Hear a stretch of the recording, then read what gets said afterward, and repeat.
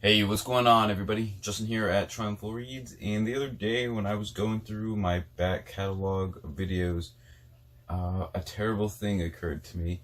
Essentially, I skipped over the month of February when it came to wrap ups. I went from January to March, and I just never did a February wrap up.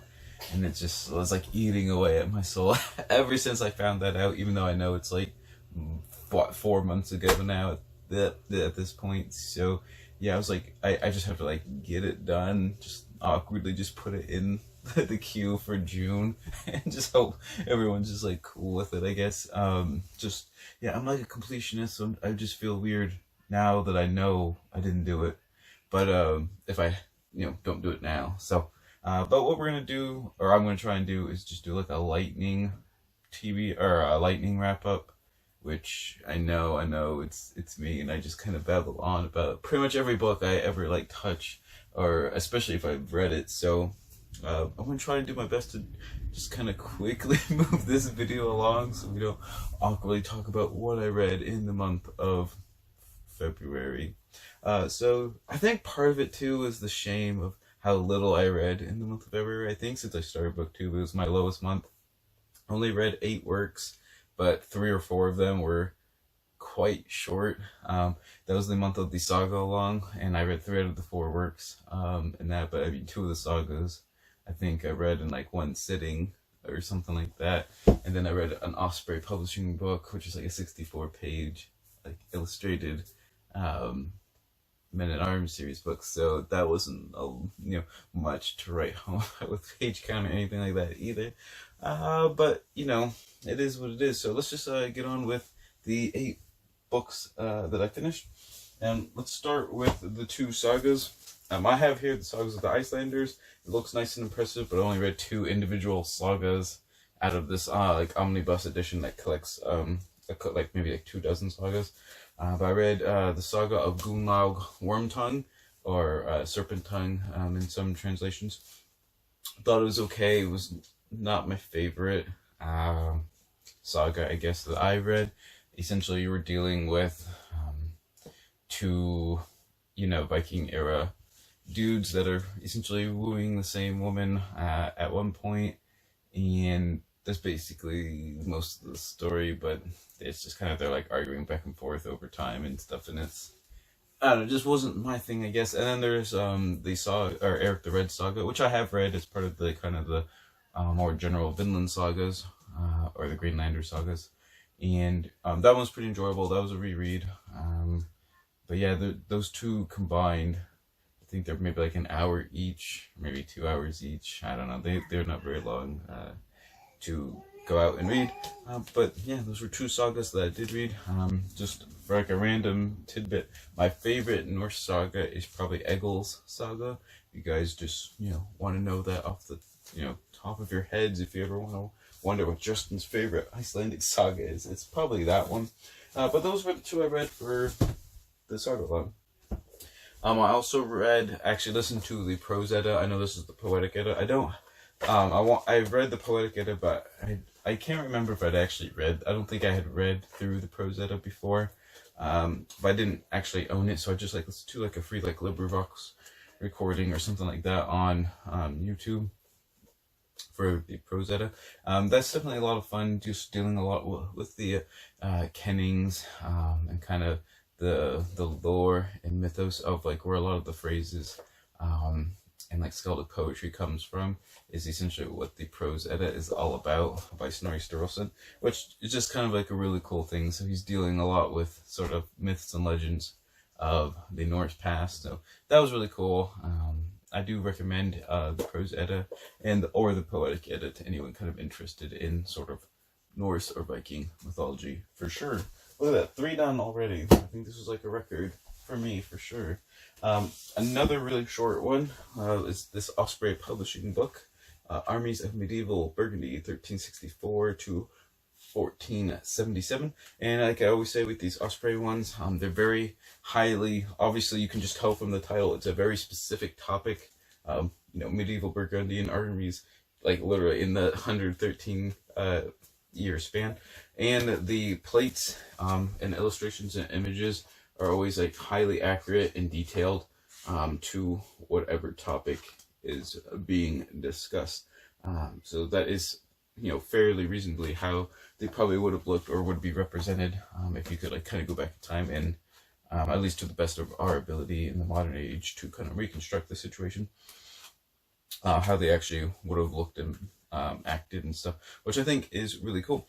But yeah, medieval Burgundy was like kind of a largely autonomous sort of polity in that would be northeastern France and kind of like the Low Countries in the High Middle Ages. But it's almost like the Holy Roman Empire. It's just like made of like like 100 like little kind of like territories and duchies and city states and stuff that kind of loosely band together. They're not even always like connected territorially or anything. Basically feudal society at its finest, right there. And the reason it's 1364 to 1477 is this is the era of the Valois dukes. Yeah, I think the Valois dukes. And I actually have one of their biographies right here, Philip the Bold. But there's also Philip the Bold. There's the Bold, the Good, another Bold, and like another one. Oh, give me one sec. Philip the Bold, John the Fearless, Philip the Good, and Charles the Bold. Yes, and they were like successor dukes of Burgundy. And I actually have a biography of Philip the Bold that I have not read, but it actually kind of gives me interest in reading it. It'll probably be my next either high or late medieval biography that I read. Just because what makes kind of the Burgundian army kind of interesting is it became like a legit professional standing army for like a smallish state, which was kind of, for that time period, mercenaries were kind of like the rage at that time. It was either levies and mercenaries or like one or the other.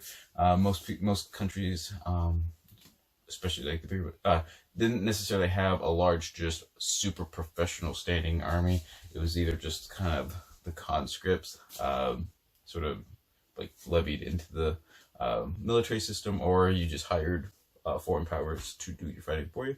But yeah, it talks all about how, what really interested me is how it was actually organized and grouped, in like the logistical aspects of actually moving the army around and everything, to different regions stuff. I thought that was really fascinating and just, like I said, highly detailed.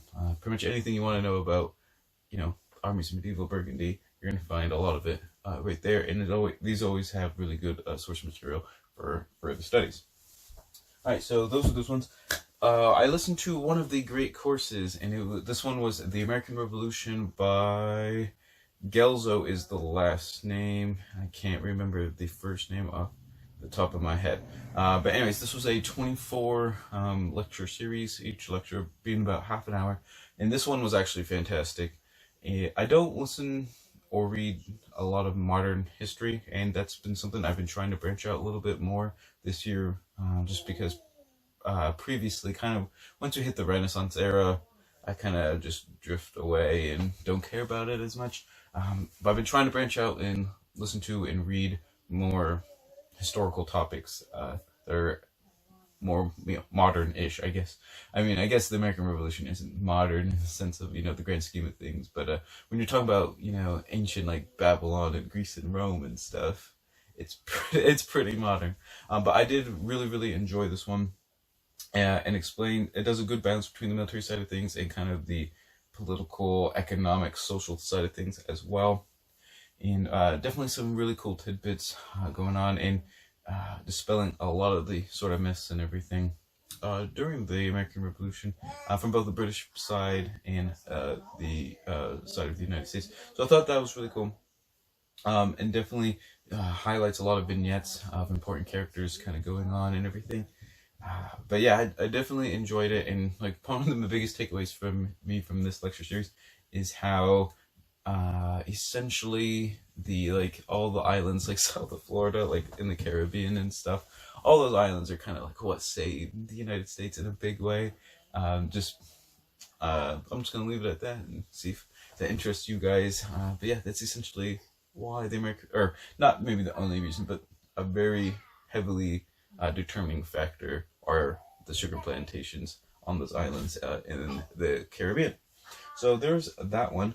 One other book that I don't physically have that I think I got from the library that I did a buddy read with Kimberly from Bookhaven was The Raven Master by Christopher Scaiffe. And he is the Raven Master of the Tower of London.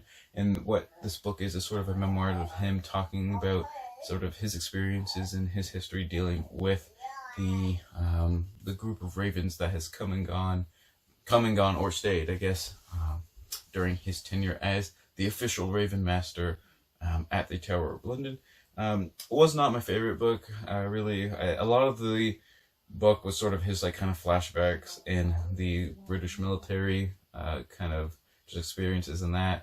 And then dealing with the Ravens, I thought dealing with the Ravens was really cool, but the whole thrust of the book is just kind of weird because it sounds like it's like this really, it is a ceremonial position, obviously, but he even basically admits it's like kind of modern. It's only like it's only a couple generations old. It's kind of just like a made up thing that they just kind of like wanted to bring back like the spirit of the old days or something.